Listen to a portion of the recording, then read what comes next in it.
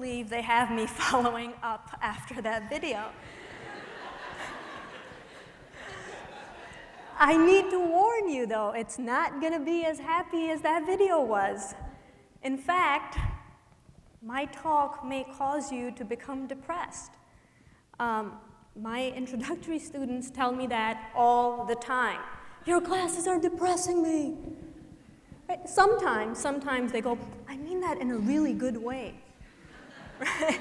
Other times it's, well, you've been warned. This talk could lead to depression. You see, I'm a sociologist, and it's kind of my job to find things wrong with the world. That's what I do for a living. Right? I guess I should coin the term sociology goggles for the kind of insight that's always critical. Right? And unlike the kind of goggles that college students are most familiar with, especially on weekends, this kind of insight actually makes you more critical of what you're viewing. It really is a curse sometimes. And today, I hope to pass on some of that curse to you. One of the things that my introductory students often struggle with is the idea that our reality is socially constructed. Right? That doesn't mean that reality doesn't exist. Right? I exist, you exist, the stage exists. Right? But what it means is that the way we define our reality, the way we label it, impacts how we understand it, how we see it in the first place. This difference was explained to me once when I was in graduate school like this. Imagine two baseball umpires. One of them is an essentialist. That is somebody who believes reality is what it is, regardless of what you think about it. The other one is a social constructionist, and they're talking about the difference between balls and strikes. The first one, who's an essentialist, says they're balls and they're strikes. I simply call them as they are. The second one, who's a social constructionist, says sure, they're balls and there are strikes, but they ain't nothing till I call them. Right? They ain't nothing till I call them, meaning the language that we use to describe our reality, right, shapes how we view it, how we respond to it. Today, I'm going to talk to you about the idea of progress, the label, the language of progress, and how that relates to women's bodies and practices around women's bodies, including clothing. One of the things that's often occurred to me, and we've talked about this in my classes quite a bit, is this idea somehow that less clothing, when women wear less clothing, it seems to imply more progress, and that when women are covered up, it implies less progress. So more progress, less clothing, more clothing, less progress. One of the ways that we see this is with the covering, the headscarf or veiling that some Muslim women practice. Right, think about the word veil for a second. It implies that it hides, that it conceals, right, that eventually it's something that should be unveiled. Right, but the word veil hides a multitude of practices. This is a hijab, which is simply a headscarf, something that covers your head. That is called a veil in English. This is a burqa that covers you from head to toe. You have a mesh opening in your eyes. That is also called a veil in English. Right? Two very different practices, but we refer to them the same way. The question then becomes, is veiling oppressive? Is it a sign of backwardness? Right, let's talk about the hijab for a second. The hijab, which is a headscarf, it can be oppressive, or it may not be oppressive. It depends on the context, because reality isn't inherent in the object itself, we have to figure what the larger context is here. Right? If the hijab is something that is mandated by law and everybody has to do it, it's going to be oppressive.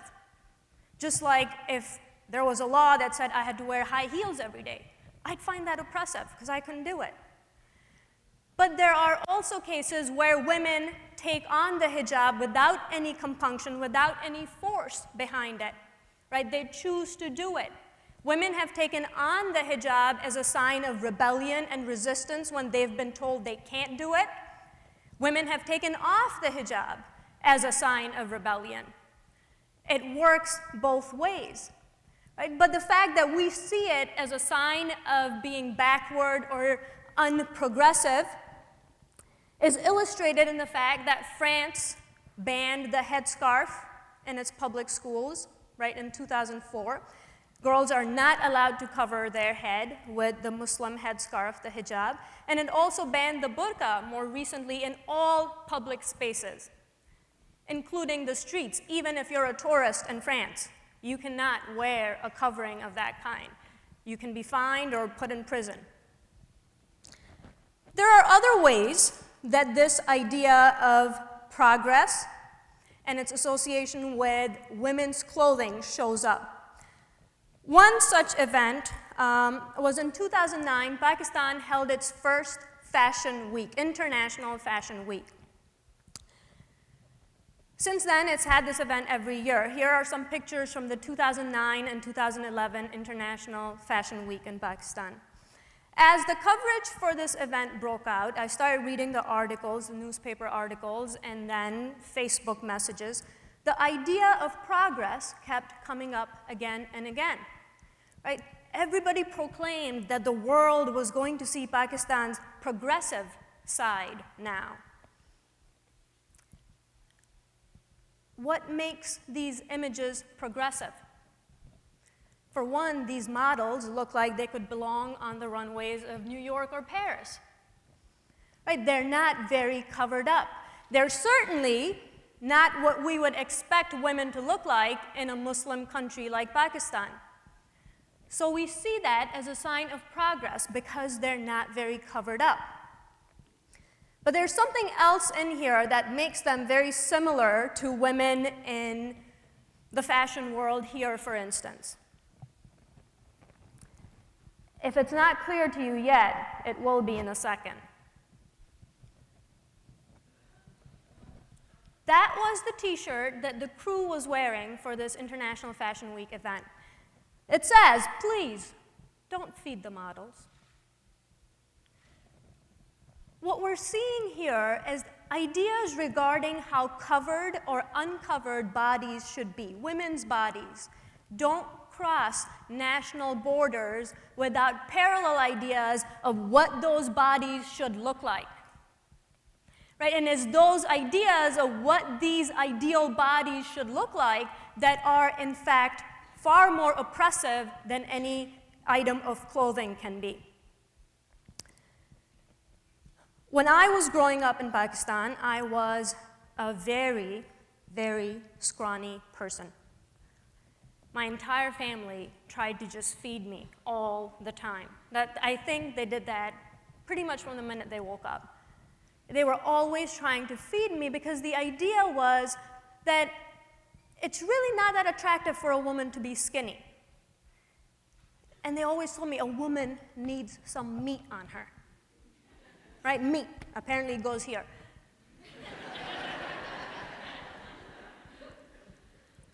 So imagine my surprise when I see these images of these models now, right? And they're glorified and they're held up as these ideals of beauty, and they're looking dangerously thin at times. But we glorify this as somehow progress and something that women should aspire to. I had a similar experience recently when I watched an interview with a Bollywood actress who had a really famous, popular song and dance number, as it's called in the Bollywood world, a very sexy number. She was being interviewed along with the choreographer for that dance. And the choreographer kept talking about how wonderful this actress was, how dedicated to appear sexy for this video, that she had given up eating sweets altogether, was eating very little, and was working out at all hours of the day and night, including midnight. That's the dance video. That's the actress she was talking about. When they were done shooting this video, they brought her a Danish pastry to eat as her reward. What happened? What happened between when I was growing up and was being force-fed by my family and now?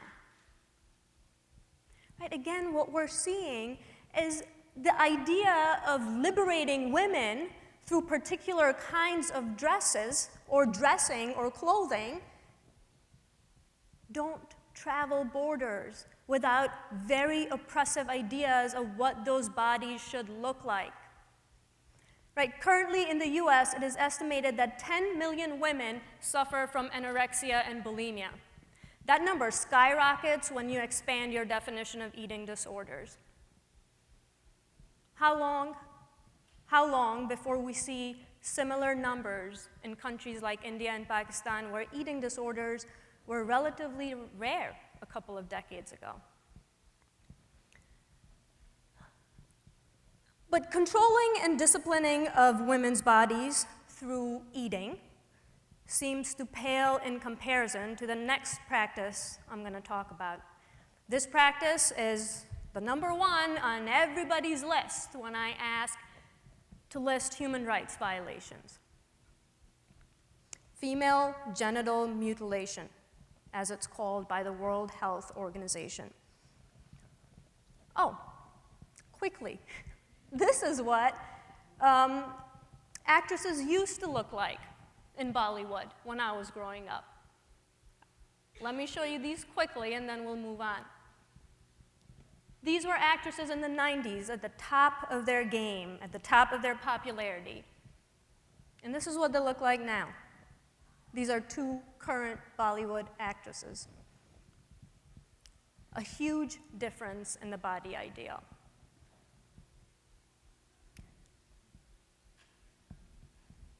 Moving on to the next practice I want to talk about, female genital mutilation. A practice that is considered extremely barbaric, backwards, shocking, insane, as my students say. Yes, it is a shocking practice. It includes a lot of cutting out of female genitalia, clitoridectomy, which cuts out the clitoris, excision, which deals with the removal of the labia minora or majora. Some of you are going to need to go home and look up female anatomy tonight. Infibulation, which is narrowing of the vaginal opening. And then the World Health Organization also includes all other harmful procedures, right? Pricking, anything non-medical. These are shocking procedures. But why does this practice continue? Right? What reinforces this practice over the centuries? Here are some reasons for why this practice perpetuates itself. I'm going to focus on just a couple that have to do with femininity. Women who have had female genital cutting, as is often called by those who do not want to use the word mutilation, women who have undergone it are considered to be clean. They're considered to be more beautiful. And they're considered to be less masculine. Any loose, flappy, masculine-looking parts have been cut off. This ideal of femininity is what women are aspiring to. And so they undergo the procedure, right? And they encourage their daughters to undergo this procedure. I ask my students if this practice would be any less barbaric if the women, if the girls involved in this were older. So say they were 16, 17, 18, would this practice seem less barbaric to us? And they say no, no, because the women have been brainwashed into accepting this as a cultural ideal. So it doesn't matter what age they are. How then do we explain that currently in the Western world, in Australia, Canada, United States, England, and Germany, the fastest growing form of aesthetic surgery, not medical, aesthetic surgery is FGCS, female genital cosmetic surgery? If we are to believe plastic surgeons and the likes of Dr. 90210, they tell us female genital cosmetic surgery is here to stay. It's not going anywhere. That it is at the stage now where breast implants were 15 or 20 years ago. If that's true, in 15 or 20 years, we can expect that parents might be giving FGCS to their daughters as a form of a high school graduation gift, because that's where breast implants are currently. So what does FGCS entail? Let's look at the definitions. A labiaplasty changes the shape and the size of the labia minora and or labia majora. Go home and look up female anatomy tonight. Vaginoplasty, tightening of the vaginal canal.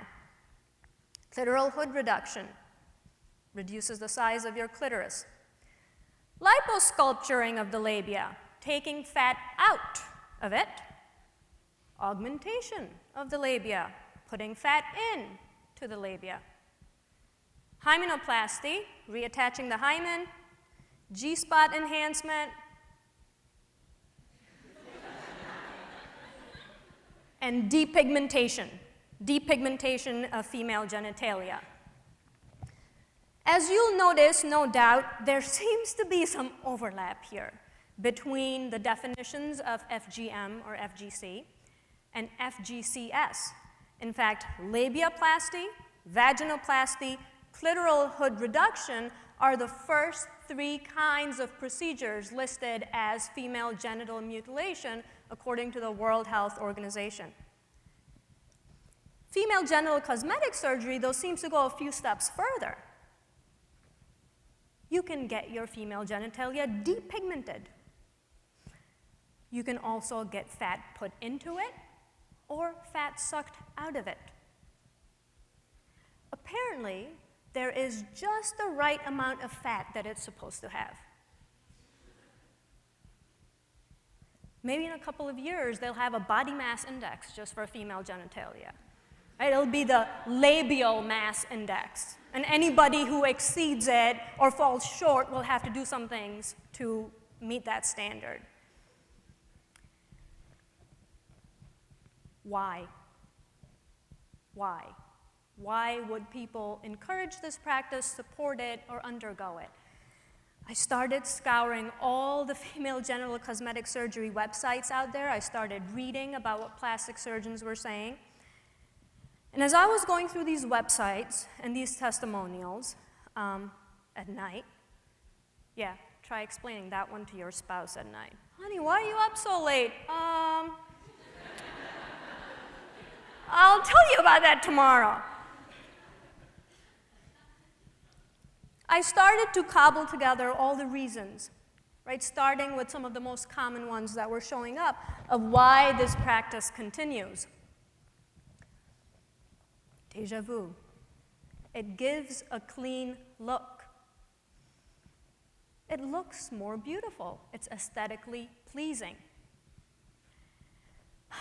If it's too large, loose, floppy, bulky, excessive, uneven, redundant, or overpigmented, get rid of it.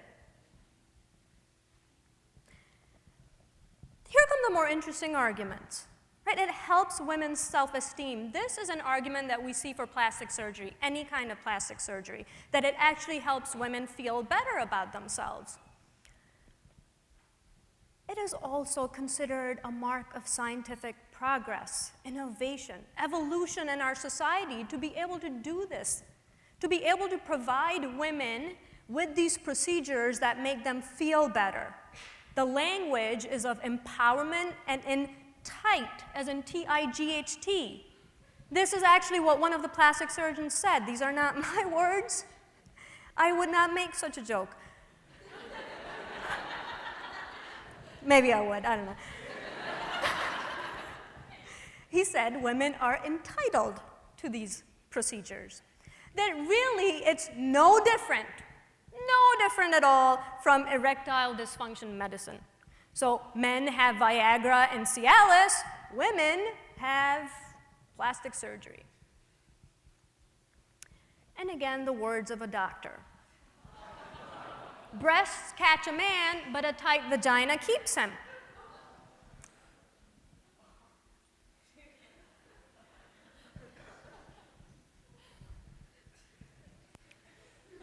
So, how do we understand, how do we reconcile this with ideas of female empowerment, entitlement, when really it's about keeping a man with a tight vagina? Not the man with the vagina.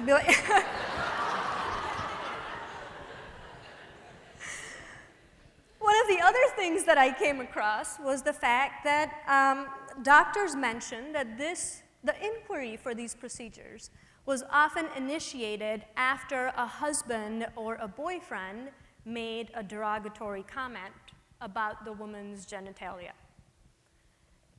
Who is behind the requests for these procedures?